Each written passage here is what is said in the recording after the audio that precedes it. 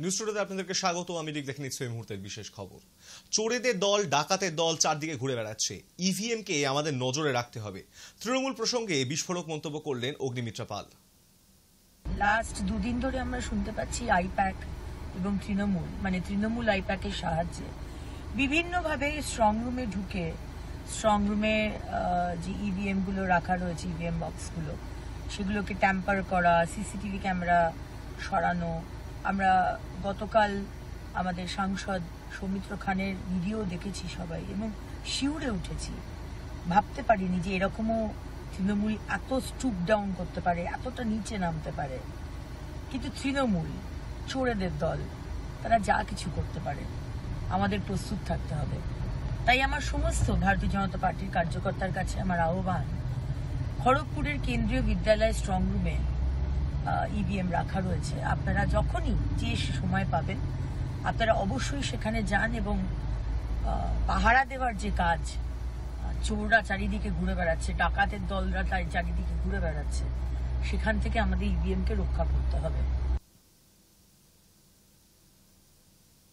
Office টাইমে ফের train বিভ্রাট। এবার লিলুয়া স্টেশনের কাছে এই হয়েছে বিভ্রাট। লাইনচ্যুত হয়েছে লোকাল ট্রেন, তবে ট্রেনটি ফাঁকা থাকায় বড়সড় দুর্ঘটনা ঘটেনি। যদিও ঘটনার জেরে হাওড়া বর্ধমান শাখায় ব্যাহত হয়ে পড়ে ট্রেন চলাচল। মঙ্গলবার সকালে শেওড়াফুলি স্টেশন থেকে হাওড়ার দিকে যাচ্ছিল ফাঁকা লোকাল ট্রেনটি।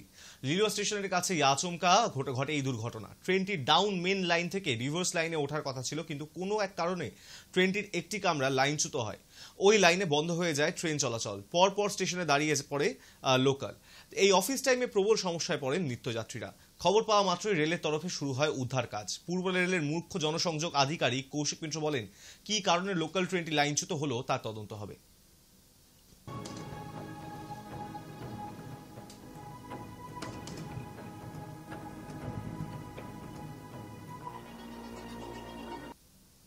আগামী শনিবার সপ্তম দফায় নির্বাচন, আর তার আগেই সোমবার খাস কলকাতার গাঙ্গুলিবাগান এলাকায় গভীর রাতে তৃণমূল আশ্রিত দুষ্কৃতীদের হাতে আক্রান্ত বাম সমর্থক।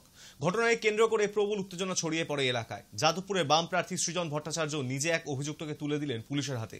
জানা গিয়েছে, সোমবার রাতে এক বাম কর্মী পার্টি অফিস থেকে বেরিয়ে খাবার কিনতে যাচ্ছিলেন। অভিযোগ, সেই সময় গাঙ্গুলিবাগান এলাকায় তার পথ আটকায় তৃণমূল আশ্রিত দুষ্কৃতীরা। এই বাম কর্মীকে এজেন্ট হিসেবে বুথে বসতে বারণ করে বলে দাবি করা হয়েছে। তিনি শুনতে রাজি না হওয়ায় বাগবিতণ্ডায় জড়িয়ে পড়েন। অভিযোগ, সেই সময় ওই বাম কর্মীকে মারধর করা হয়।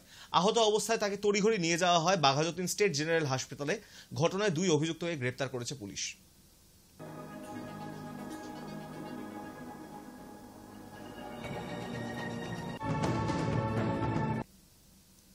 দিল্লি থেকে বারাণসীগামী ইন্ডিগোর বিমানে বোমাতঙ্ক। আকাশে ওড়ার আগেই রানওয়েতে থামানো হলো দিল্লি থেকে বারাণসীগামী বিমান। জরুরি ভিত্তিতে বিমানের সকল যাত্রীকে নামিয়ে তল্লাশি অভিযান চলল। মঙ্গলবার সকালে বারাণসীর উদ্দেশ্যে যাত্রা শুরু করার কথা ছিল এই বিমানটির, কিন্তু সেটিতে বোমা রাখা আছে বলে দিল্লি বিমানবন্দরে হুমকি ফোন আসে। তড়িঘড়ি বিমান থেকে যাত্রীদের নামিয়ে বিমানটিকে এক প্রান্তে নিয়ে যাওয়া হয়। বিমানবন্দরের নিরাপত্তার এজেন্সি বিমানে তল্লাশি চালায়। খবর পেয়ে ঘটনাস্থলে আসে বম্ব ডিসপোজাল স্কোয়াডও। তল্লাশিতে কিছুই পাওয়া যায়নি, শুধু বোমা লেখা একটা কাগজ পাওয়া গিয়েছে।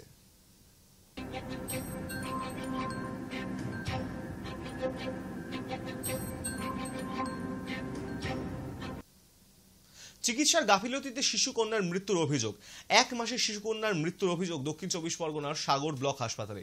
শ্বাসকষ্ট হওয়ায় সোমবার সাগর ব্লক হাসপাতালে নিয়ে যাওয়া হয় শিশুকন্যাকে। পরিবারের অভিযোগ, সেই সময় হাসপাতালে কোনো চিকিৎসক ছিলেন না। হাসপাতালে বিদ্যুৎ না থাকায় নেবুলাইজার ঠিক মতন দেওয়া যায়নি বলেও অভিযোগ উঠেছে।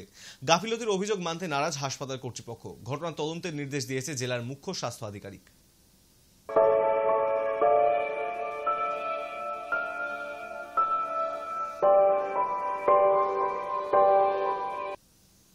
তিন দিন ধরে বিদ্যুৎ বিচ্ছিন্ন নদিয়া সীমান্তবর্তী বানপুর প্রাথমিক স্বাস্থ্য কেন্দ্র। সীমান্তবর্তী এই হাসপাতালের উপর নির্ভরশীল এলাকার সাধারণ মানুষ থেকে শুরু করে সীমান্তে প্রহরারত বিএসএফ কর্মীরা। সেখানে হাসপাতালে 3 দিন ধরে বিদ্যুৎ বিচ্ছিন্ন, যার ফলে জরুরি পরিষেবা থেকে বঞ্চিত হচ্ছেন রোগীরা। অসুস্থদের 10 থেকে 12 কিলোমিটার দূরে কৃষ্ণগঞ্জ গ্রামীণ হাসপাতালে যেতে হচ্ছে চিকিৎসার জন্য। হাসপাতালের কর্তৃপক্ষের বিদ্যুৎ দপ্তরকে বারবার জানালেও কোনো রকম সুরাহা হয়নি বলেই অভিযোগ।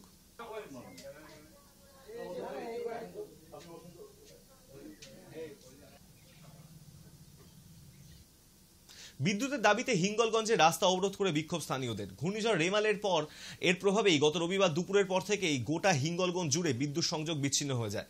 সোমবার বিকেলের পর থেকে পরিস্থিতি স্বাভাবিক হলে এখনো পর্যন্ত বিদ্যুৎ সংযোগ বিচ্ছিন্ন রয়েছে। গত 3 দিন ধরে এলাকায় বিদ্যুৎ না থাকার ফলে সমস্যায় পড়েছেন এলাকার সাধারণ মানুষ। তাদের সেই সমস্যার কথা বিদ্যুৎ দপ্তরে জানানো হলেও বিদ্যুৎ দপ্তর থেকে তেমনভাবে কোনো ব্যবস্থা নেওয়া হয়নি বলেই অভিযোগ স্থানীয়দের। যার জেরে হাসনাবাদ লেবুখালী রোডের কাটাখালী সেতুর ওপর হাতে লেখা প্ল্যাকার্ড নিয়ে বিক্ষোভ দেখান এলাকার বাসিন্দারা। ঘটনার খবর পেয়ে ঘটনাস্থলে এসে দ্রুত বিদ্যুৎ সংযোগের আশ্বাস দেন হিঙ্গলগঞ্জ থানার পুলিশ। তারপর বিক্ষোভ তুলেন স্থানীয়রা। ইলেকশন কমিশন ইনফর্ম করে থানাকে। বিদ্যুৎ পরিষেবা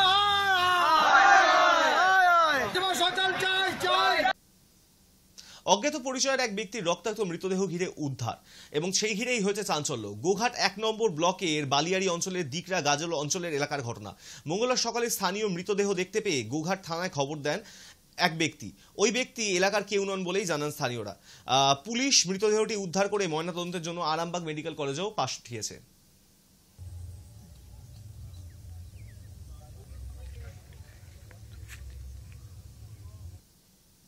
রেমালের দাপট শেষ, স্বাভাবিক ছন্দে সুন্দরবন এলাকা। সকাল থেকে শুরু হয়েছে ফেরি সার্ভিস।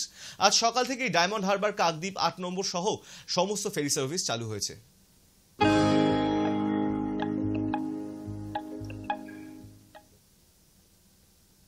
নিউজটা এখন এই পর্যন্তই। দেখতে থাকুন হাই নিউজ, নির্ভীক নিরপেক্ষ।